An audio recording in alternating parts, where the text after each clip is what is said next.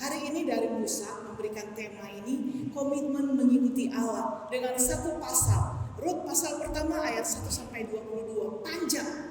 Dan ini jelas memberikan pemahaman supaya kita bisa mengerti bahwa kitab Rut ini dituliskan dengan tujuan dan maksud apa, sejarahnya apa, dan dimulai dari mana. Saudara-saudara, banyak orang hanya suka membaca firman Tuhan hanya dari satu ayat saja. Tapi mereka lupa bahwa firman Tuhan tidak bisa dilepaskan dari pasal sebelumnya, bahkan juga pasal selanjutnya. Di sini kita belajar membahas satu pasal yang diberikan dari pusat tentang Rut.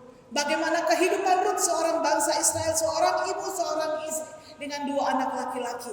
Dan bagaimana perjuangannya sampai pada akhirnya bahwa dia menikmati berkat yang luar biasa.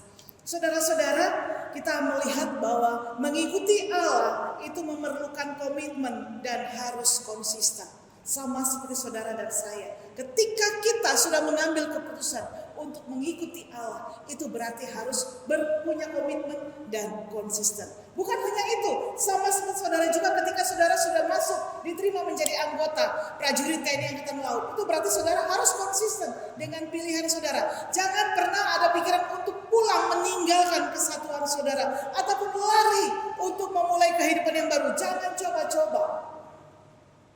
Karena untuk hidup menikmatinya itu perlu komitmen dan konsisten. Mengikut Allah.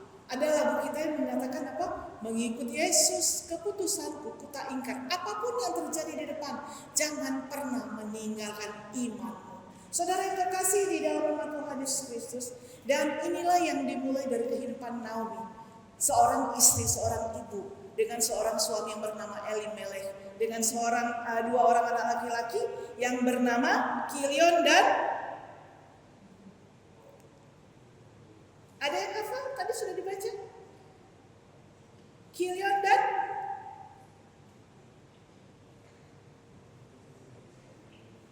ayo Mahlon. Tadi kan sudah kita baca Kilion dan Mahlon, 2 anaknya Naomi, hanya 2 laki-laki, sehingga dia memperoleh 2 perempuan. Nah saudara, pada saat itu bagi bangsa Israel terjadi kelaparan yang cukup panjang, sehingga kelaparan ini membuat tidak nyaman. Siapa sih yang pernah mengalami kelaparan yang tidak makan karena memang tidak punya sama sekali makanan? Saudara, ada yang pernah? Jujur, tidak pernah ya. Jadi saya bisa merasakan bagaimana Naomi yang dia adalah hakikatnya seorang istri dan seorang ibu dengan 2 anak laki-laki, ketika mereka mengalami kelaparan yang cukup besar bagi bangsa Israel, sehingga mereka mulai berembuk dengan Elimelech bersama dengan kedua anak laki-lakinya. Mereka pergi meninggalkan bangsa Israel, mereka pergi ke tanah Moab, karena mereka berpikir kalau mereka pergi ke sana, mereka mengadu nasib, mereka merantau, pasti terjadi perubahan, pasti mereka tidak kelaparan. Saudara, perut kita memang kecil, tapi dampaknya kalau dia lapar itu sangat luar biasa. Padahal kalau untuk makan saja 3 sendok nasi itu sudah cukup ya. Kan sudah cukup kenyang ya. Kalau bagi saya 3 sendok makan ya, bukan sendok nasi, 3 sendok makan itu sudah cukup. Ada sayur, ada lauk, sepotong itu sudah kenyang. Dengan air putih 1 gelas, cukup. Tapi kalau dia lapar itu kan luar biasa, menimbulkan banyak hal.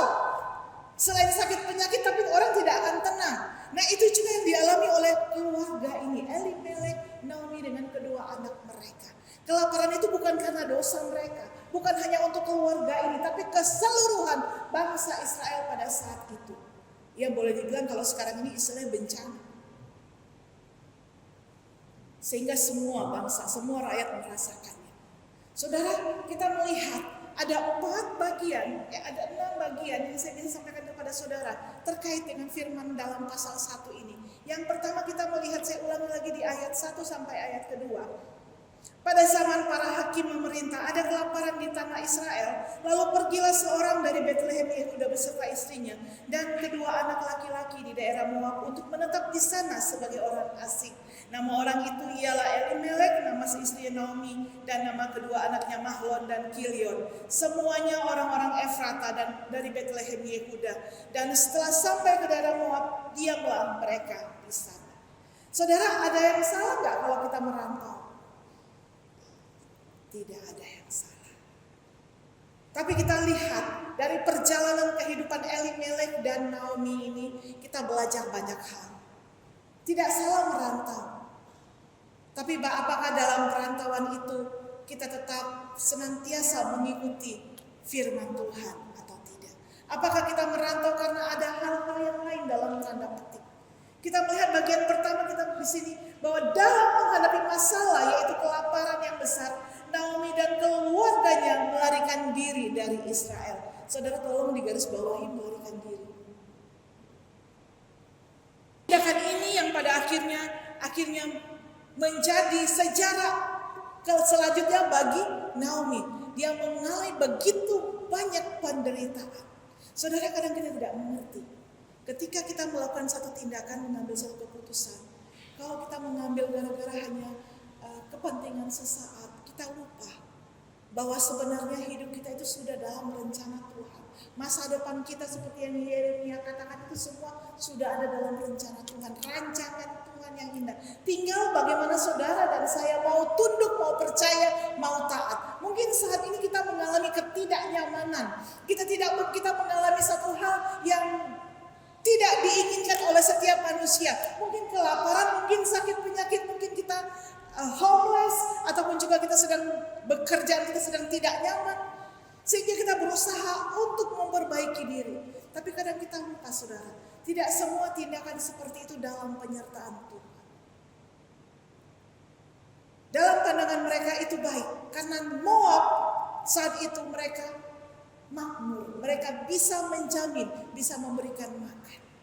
Yang kedua kita melihat saudara bahwa contoh, bukti Elimelek dan Naomi tidak taat, yaitu mereka mengizinkan anak-anak laki mereka mengambil perempuan Moab untuk menjadi istri. Sementara dalam firman Tuhan dikatakan bangsa Israel tidak boleh kawin-mawin dengan orang